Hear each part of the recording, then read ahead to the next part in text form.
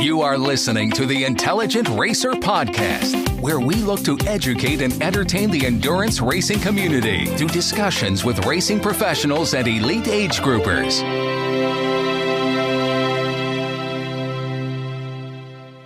In today's episode, I speak with ultra runner Ryan Sands. He's the 2017 winner of the Western States 100. We talk about that race and others. I hope you enjoy. Ryan, welcome to the podcast. How you doing today? Yeah, good, thanks. Great chatting. So why don't we start off with just learning a little bit about your background, your running background. How did you get into it and ultimately get into stage racing and ultra running? Yeah, I suppose I basically stumbled upon running. My last year at university, I had a bunch of friends doing a half marathon, which was out of town, but it was always like over quite a festive weekend with lots of parties and stuff like that. So I decided to join them lastminute.com, but actually couldn't get into the half marathon as entries were full. So I decided to, what the heck, just half marathon, full marathon, same thing, and ran the full marathon on very little training, but actually really, really enjoyed it. And it was like classified as a road marathon, but like 80% of the course was actually off-road. So I think I was instantly kind of absorbed and taken aback by kind of running on trails then. And from there, I started doing a couple of local trail races. And then kind of before I knew it, one thing led to another. I decided to enter the 4 Desert Series, or entered the Gobi Desert Race. And that went really well. And I haven't really looked back since then. Very cool. And so you're in South Africa. I mean, what is the endurance scene there like? I mean, obviously, Comrades is super famous, but from a trail racing perspective, what's the scene like?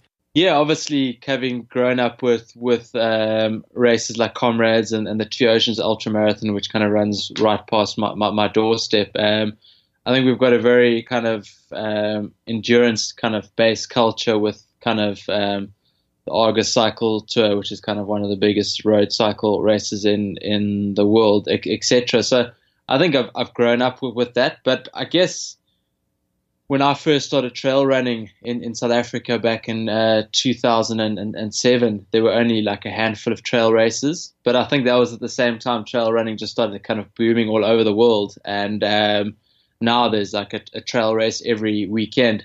I'd say South Africa, distance-wise, they're a lot more kind of the, say, kind of 10 mile to 25 or 30 mile kind of distance trail races. That's very popular. But I've definitely noticed over the last 2 years, a lot more kind of 100-kilometer races have popped up, and even the kind of a couple of 100-mile kind of trail races popping up. So it's a really kind of fast-growing kind of movement or culture. And yeah, it's been very cool to be a part of that and just to see kind of how it's growing.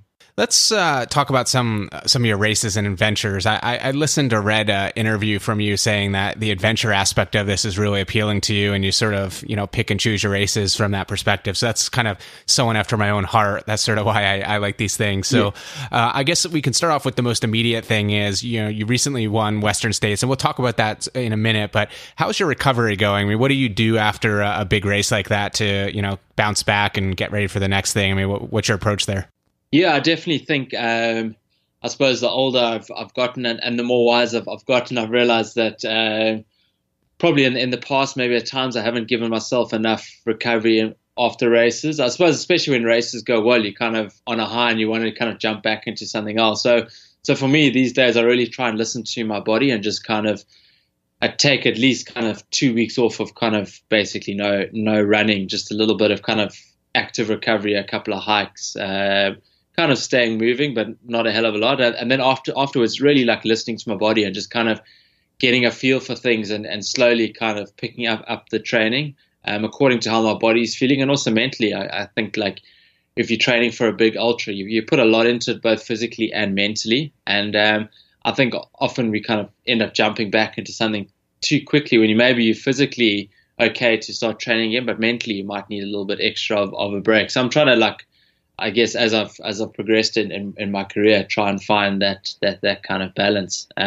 So I definitely say I'm a big believer in recovery and just trying to kind of, especially I think I've been in the ultra running scene for quite a while now. So just trying to kind of not over race and really kind of spread my races out and be able to really kind of focus on the races I want to do well at.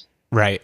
And so, I mean, we mentioned before, you mentioned Four Deserts. We just talked about Western States, and we'll get into more details in a minute. But, Four Deserts, a stage race, very different than Western States, which is 100-mile straight through. I mean, do you have a preference for stage racing versus one-day racing? I mean, how did you go from, I guess, doing Four Deserts to ultimately doing these 100-milers and things? And then a second piece of the question would be, for someone starting out in kind of longer distance races, would you recommend stage racing as a kind of an entry point?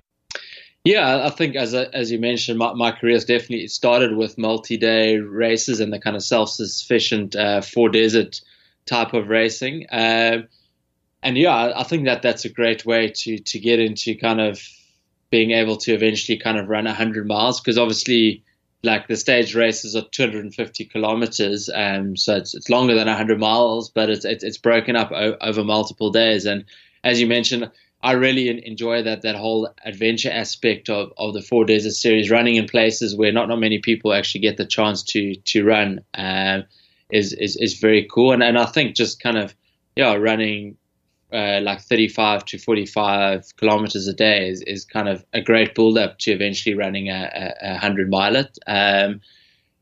Also on the Four Desert series or some of the multi races, they also have like the long stages, and those long stages vary anything from 70 to like 105 kilometers. So you definitely still get some pretty long days out there in the Four Desert series.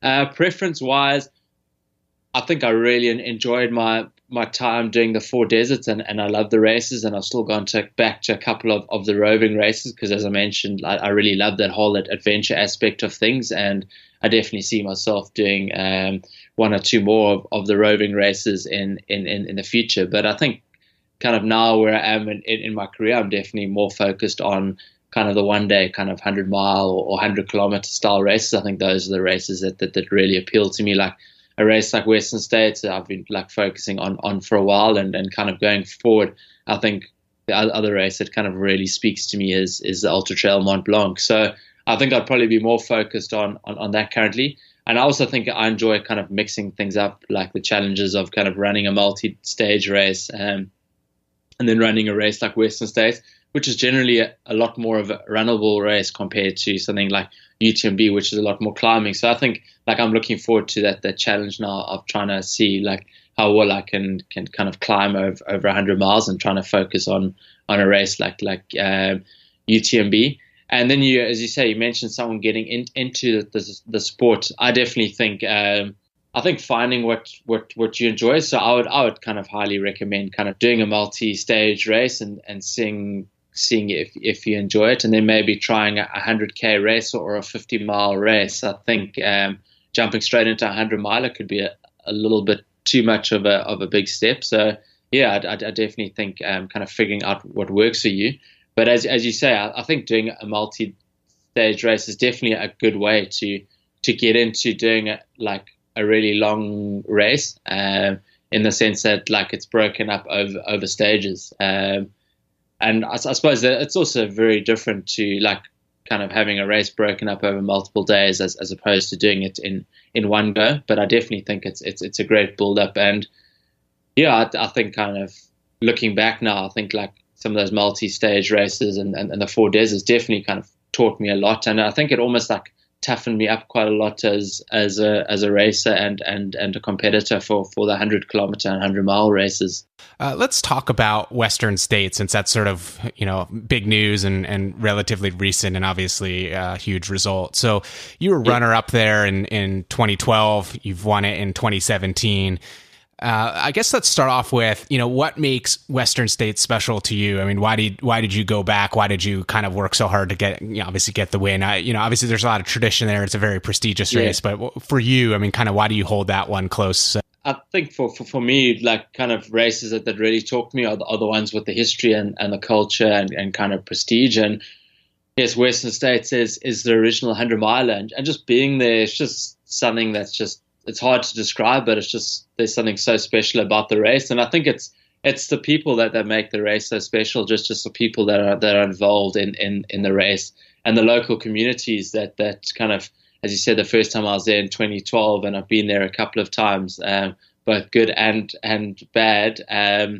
But like the people there have always just been so welcoming and friendly, and I think that's what makes the race really, really special. And then also obviously all the history and tradition that's behind the race. And I've said it a number of times. I think for me, that's kind of definitely over the past 4 or 5 years has been like, if I could have picked one race to win or to do really well at, it would have been Western States. I think for me, it's kind of the ultimate race. It's definitely the race, in my opinion, with the most kind of history, culture, and just like a really special and unique race. Right. And so speaking of, coming up runner up and then ultimately winning, I mean, how hard was it mentally to stay focused on that goal? I mean, for someone getting that close is also got to be really tough. I mean, obviously it's still a great day, an amazing result, but then to kind of persevere to come back and ultimately win it. I mean, mentally that has to keep focus, and you obviously kept confidence. I mean, how did you do that? Yeah, it was like an interesting journey. I suppose like the 2012 race I had, for me, looking back now, it's still like probably the best 100 mile I've run in a sense that just everything clicked on that day. I just felt so good. Timmy Olsen was just in a completely another world that day. And then to come back and to, kind of just not be able to put it together. And then also even to like go as bad as getting sick the day before the race, just kind of, I guess when I got sick the day before the race in 2015, to be honest, like kind of left Western States thinking, geez, maybe it's just not meant to be, and I should maybe just kind of focus on something else. I'm getting like too fixated and focused on this race, and actually took a year off in 2016. And I think missing a year just like made me realize like how like special and what the race means to me, and definitely kind of gave me a kind of newfound kind of freshness as such, like mentally, that like made me want to come back and do well at the race. So like as I mentioned, it was definitely kind of quite a roller coaster, having kind of first attempt doing so well there, and then kind of after that kind of having more downs than ups with the race itself. So kind of being able to put it like right there that this year, and to have a really good day out and have my kind of wife, my baby and family there, made it really so much more special. Right. And so, I mean, how did your training evolve since 2012 in terms of your, run up into Western States? I mean, is it similar or different? I mean, how did you approach it? I would say probably a lot more strategic now.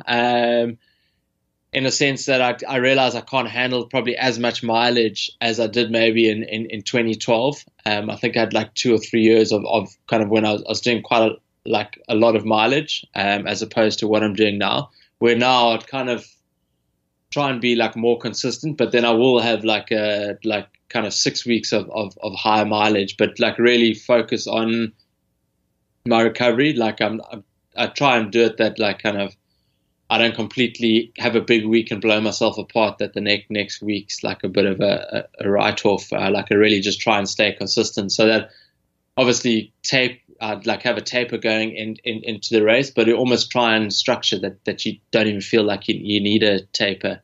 Right. I don't know if that makes sense. So just really trying to like focus on the recovery, and I find that worked really well this year going into Western States, just kind of staying fresh the whole time. Maybe at times not doing as much kind of mileage as I would have liked to, but just really being focused on kind of the recovery side of things. Yeah, and I know it's an individual thing in terms of, what level of mileage would be considered sort of a consistent, sustainable thing based on experience and the individual. But I mean, what is your kind of consistent week look like? Yeah, when I had like 6 big weeks for Western States, and I was aiming for like 100 miles a week, so nothing super high. A couple of the weeks were about 110, 115 miles. Probably 2 or 3 out of those weeks are about 110, 115, and the other 3 weeks are about 100 miles. So that was kind of my kind of, as I say, main block of training for Western States, and that was kind of very focused on kind of Western States conditions and even profile and stuff like that. And up until then, I just really tried to be as consistent as possible in my training, and not get kind of like overly focused on the race, but just kind of make sure that when I kind of started that kind of 6-week block of training, or maybe it was 7 weeks. Yeah, sorry, it was actually worked out, ended up being 7 weeks. That I was as fresh as possible and not kind of already in a hole before I even started the training. Right. And so speaking of conditions, I mean, this year in Western states, as many know, it was tough, right? So there was snow, there was very hot conditions. Going into those conditions, you were aware of them. So, I mean, how was your race strategy? I mean, did you adjust it? Obviously different than 2012. How did you adjust? And part of it is you making sure you pace it right, which can be very difficult, especially for people with not a lot of experience. So what was your thought process there? Yeah, to be honest, I think this year going into Western States, I probably had a lot less of a strategy as opposed to other races or kind of other times I'd been at Western States. I think my focus was really just to try and adjust, and take the race kind of as it came, and not kind of go into it with too many plans. That being because I knew kind of conditions were going to be kind of quite extreme, kind of with the snow, and then also being really hot. So I ran according to feel. I was feeling like pretty good and fresh early on, so I definitely had like a bit of a strategy that I wanted to kind of get out and probably have a more attacking start than what I normally have, in the sense that kind of I knew Jim was going to go out really hard. I kind of suspected if he went out that hard as what he mentioned in the race, that he was going to kind of come unstuck a little bit at the end. I didn't know to what degree that would be, but I wanted to try and be kind of within striking distance if he did come unstuck. Obviously, I think I came into Forest Hill about 55 minutes or so behind him, so I wasn't really in striking distance. But I kind of realized when he started pulling away like that, it was either going to be his day or it wasn't going to be. So I really just kind of probably from about 30 miles onwards just focused on running my own race and just kind of trying to look after myself and manage myself as much as possible in those conditions, especially taking a little bit of extra time to cool myself down at aid stations, etc. I think a lot of Western States comes down to actually kind of managing your body and just making sure you look after yourself, so that when you get to kind of the final 40 Ks, final kind of marathon part of the race, you can run at a decent pace. Right. And you mentioned, obviously, Jim went out and, went super fast. And at Forest Hill, I think you said you were 55 minutes behind. I mean, how do you stay focused and stay within yourself, not to let that kind of, just say, well, I can't win it, and that was my goal? I mean, did you reassess your goals? Were you saying, well, a podium would be, a big accomplishment, let me focus on that? Did you start to worry about the individuals behind you, or you just sort of stayed within your own day and remained focused? Yeah, I try to focus on my own race, but as you mentioned, the guys behind me weren't too far off me either. So I was definitely kind of thinking about the guys behind me, obviously being in second place. I realized Jim was too far ahead to something had to go drastically wrong for him. I did get some feedback. I remember getting some feedback quite early on. He sat down at one of the aid stations, which was really early on. I think it was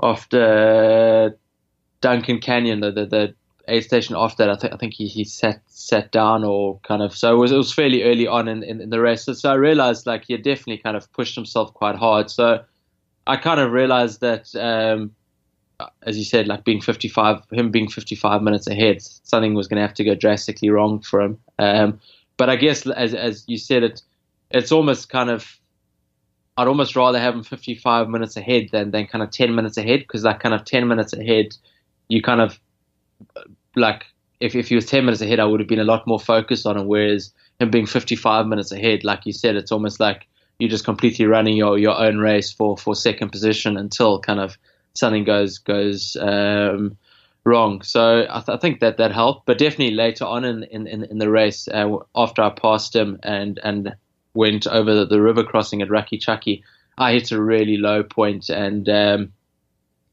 mentally and physically was kind of looking over my shoulder the whole time, and expecting guys to catch me for a good kind of 5 kilometers or so. I went through a really rough patch, and then managed to slowly kind of my pacer and friend Reno really like helped me a lot to kind of get through that kind of dark phase, if you want to call it as such. And then like after that kind of 5Ks or so, I managed to pick up and get back into a rhythm again. So yeah, definitely like times when kind of I was looking over my shoulder, like I mentioned, when I had that like rough patch in Rucky Chucky, I kind of thought like, geez, I'm leading the race now, but I did know, or like the feedback I'd gotten before that a lot of the guys were like kind of I think they were about 8 minutes behind me, and kind of second to eighth or something. We were quite close together. So I realized that kind of I was leading the race, but if one slip up and I could suddenly be running in ninth position. So I'd kind of, yeah, there was definitely kind of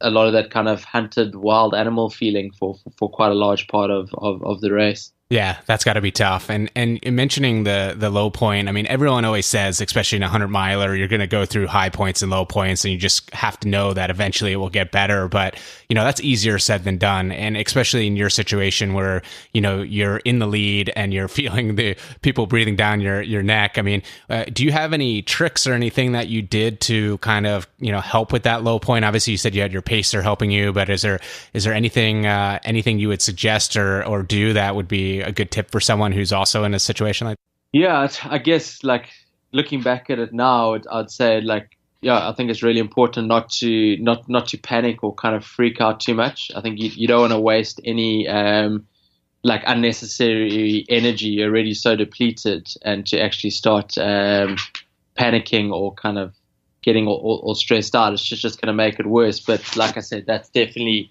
easier said than done. And I definitely was a little bit kind of freaked out, or probably like panicked a bit. And I think for me, kind of having my pacer started at Greengate just past Rucky Chucky was kind of the perfect kind of timing for me. That's when I really needed someone mentally. And I've kind of done the Drakensberg Traverse with him, and I've done a lot of running with him. So he knows me pretty well, and he really managed to kind of push me through that low moment. So I guess, yeah, I would definitely be just kind of trying to not overthink things and panic. Like a lot of kind of going through that low point is out of your control. It's just about trying to kind of keep moving forward, and you eventually will get out of it. And also like with that, like I figured out that there's a really hot stretch just before you get to the river crossing, and that I kind of overheated a bit, and I just realized that my stomach had kind of, because my body was so hot, it kind of stopped absorbing the gels I was taking. So I really kind of, a couple of the creeks I crossed after the river crossing, I kind of got down and kind of lay in the creek for a couple of seconds, and that definitely helped get my core temperature down, and then I was able to kind of start absorbing some nutrition, and that definitely kind of helped turn things around. Right.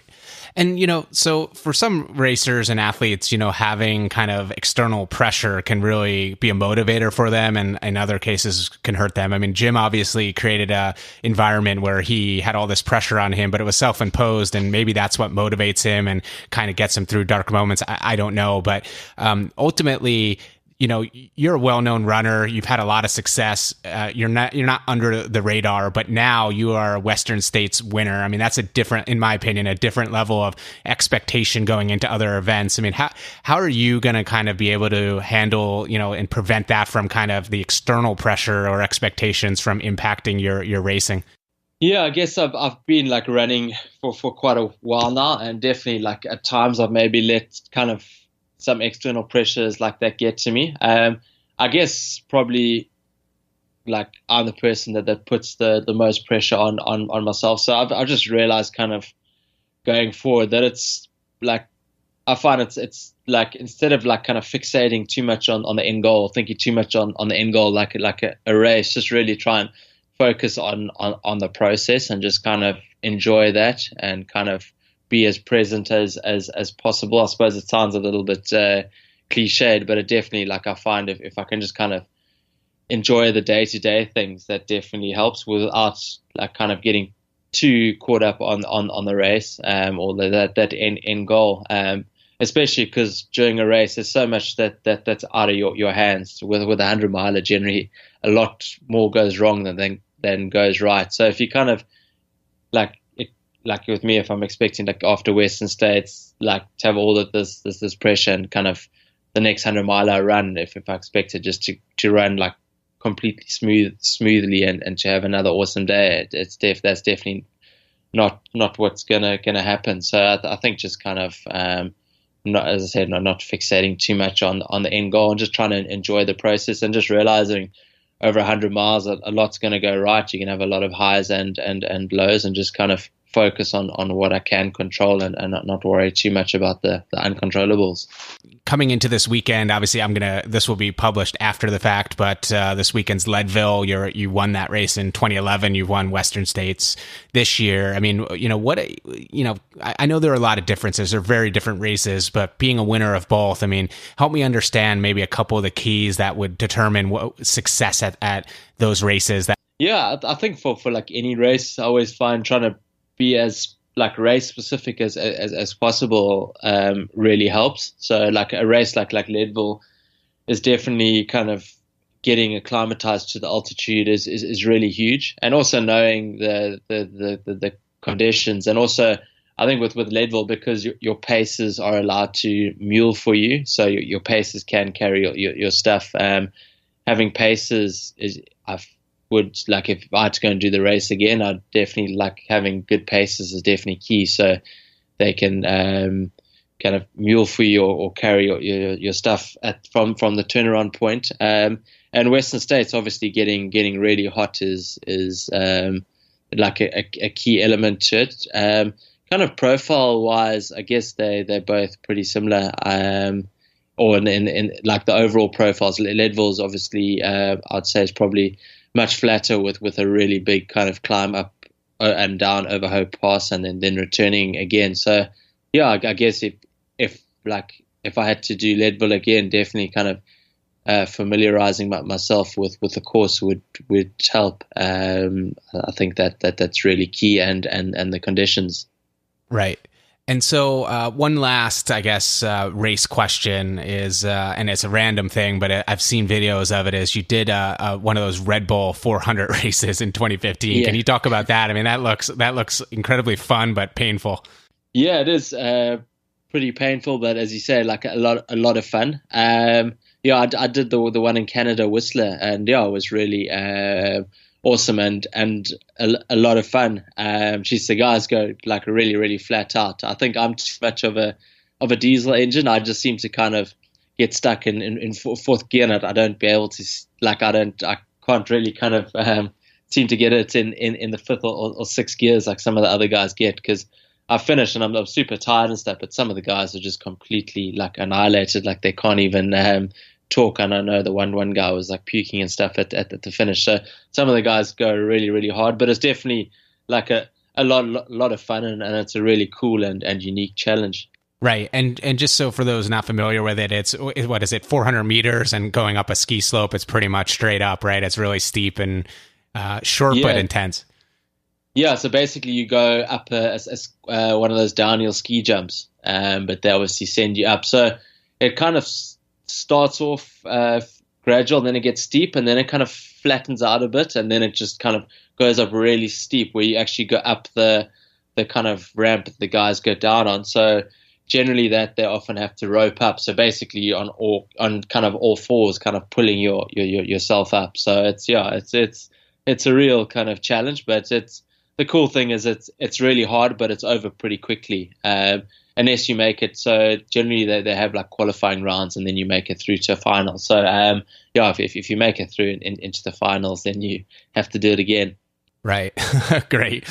So one of the things I came across as I was doing some research on you was that you have a book, and I admittedly have not read it yet, although I want to. Can you just talk a little bit about that? I mean, what's in there? Yeah, I think writing a book, initially, like, I thought I'd, like, if I ever had to write a book, it would be at the end of my career. But speaking to Steve Smith, the author I wrote it with, decided, like, when I did write it in or released it in 2015, but writing it in, released it in 2016, but writing it in 2015.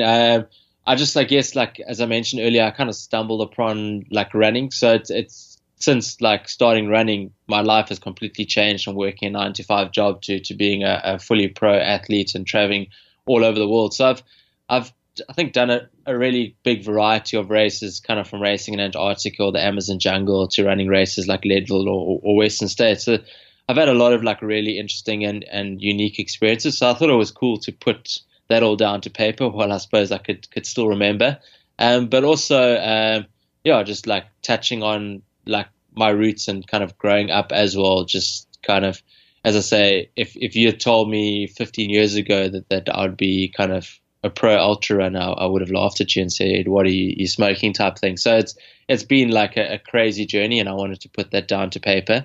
Hopefully to inspire people to also kind of go out and chase their dreams, no matter how crazy they are. And then also at the same time, just wanting to also like at the end of each chapter, I've got kind of reader takeouts, which I'm kind of impart kind of stuff that I've learned along the way. And it's some of the reader takeouts are very specific for like packing for a multi-day race, where others are kind of specific just for really general stuff. So it can be anything from kind of for anything in endurance sport to even someone like working in like the professional industry. So I've tried to make it that it's not just like super focused on like ultra running or running, and hopefully people that kind of don't ultra run can pick up the book and still get into it. Very cool. Well, following your dream and being able to get out of that 9-to-5 trap, which a lot of us are in, is very respectable and very awesome. So I aspire to be like you one day for sure. I'm still stuck in the queue, but that's awesome. But Ryan, we're almost out of time here. So I guess one final question would be just talk me through what's next. I think you mentioned UTMB, but what else is on the plate and, for the rest of this year and anything kind of goals or bucket list items on the horizon? Yeah, this year I'm actually off to Chamonix next week. I'm doing CCC, so obviously the shorter race at UTMB. As I mentioned earlier, for me, I definitely really want to, like, I think the next major like race goal would be to have a strong race at UTMB. So doing CCC is kind of definitely like a build in that direction for me. And I also just feel UTMB is too close to Western States. I don't feel like I've 100% recovered from that. So kind of running it like a UTMB 100 miler, which is really taxing on the body, I think would be a little bit too much. And then kind of, I'm working on with Rainer Crystal, my friend who paced me at Western States, and we did a crossing of the Drakensberg mountain ranges.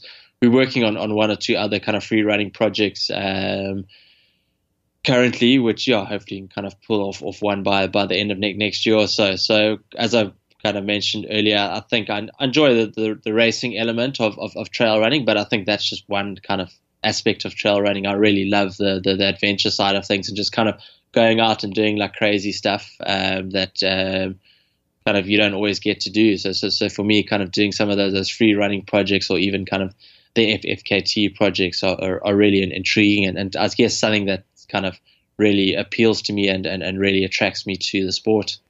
Very cool. Well, it sounds like a lot of good adventures coming up into the future. And I obviously love those, people when they post photos and things of these FKT attempts in remote areas. It just looks incredible. So that would be awesome. Thanks. Great chatting. Yeah. So Ryan, thank you so much for your time today. I really appreciate it. And thanks for sharing all, these tips and all this information on these races. Really appreciate it. Sure thing. No, it was great. Thanks for listening to the Intelligent Racer podcast. For more information on this and other episodes, please visit www.intelligentracer.com. Also, be sure to check us out on social media and please review us on your podcast directory. Join us next time for another edition of the Intelligent Racer.